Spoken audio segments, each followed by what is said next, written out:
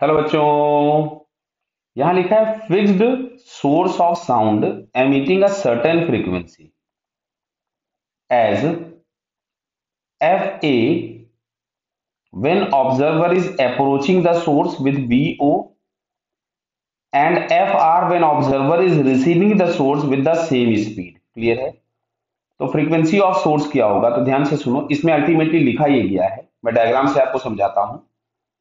यहां पे एक स्टेशनरी सोर्स है एस, यहां पे एक ऑब्जर्वर है ओ जो कि इससे दूर जा रहा है, बराबर है, रिसीव कर रहा है।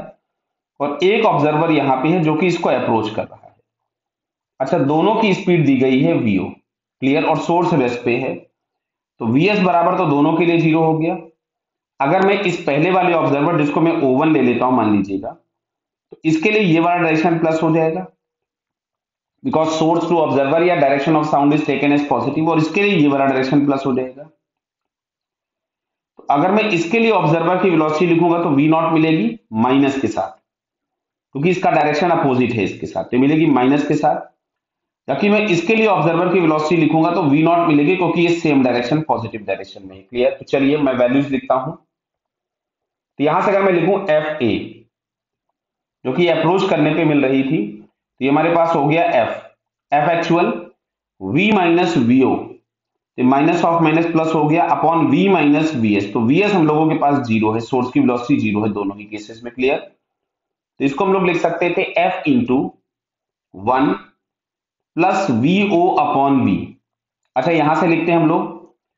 अब ये रिसीव करने में एफ आ रहा है, तो F apparent is equal to F actual में, यहां रिलेशन एक बार लिख देता हूं आप लोगों के लिए कि F apparent is equal to F actual V minus V upon V minus V S. ये बेसिक रिलेशन होता है।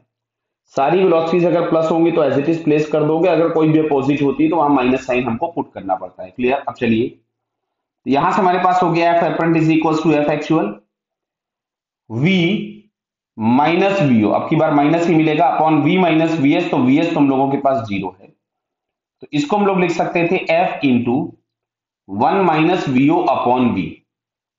क्लियर? अब हम लोगों से पूछा गया था जो एक्चुअल फ्रीक्वेंसी है वो है क्या, तो एक काम करो, इसको थोड़ा सा ऐसा लिख लेते हैं F plus F into V O by V, और इसको लिख लेते हैं F minus F into V O by V. तो ये हम लोगों के पास हो गया इक्वेशन नंबर वन, और ये हो गया इक्वेशन नंबर टू। तो हम लोगों को शायद समझ में आ गया होगा अब तक कि इक्वेशन वन और टू दोनों अगर हम ऐड कर दें, दोनों अगर ऐड कर देते हैं तो लेफ्ट हैंड साइड में मिलेगा F A plus F are, और राइट हैंड साइड में हो जाएगा टू एफ, क्योंकि ये दोनों टर्म्स कैंसिल हो जाएंगे। क्लियर है?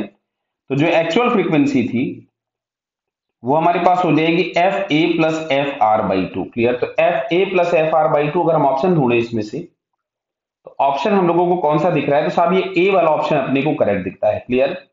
So it's correct answer is a. Okay बेटा, ऑल द बेस्ट।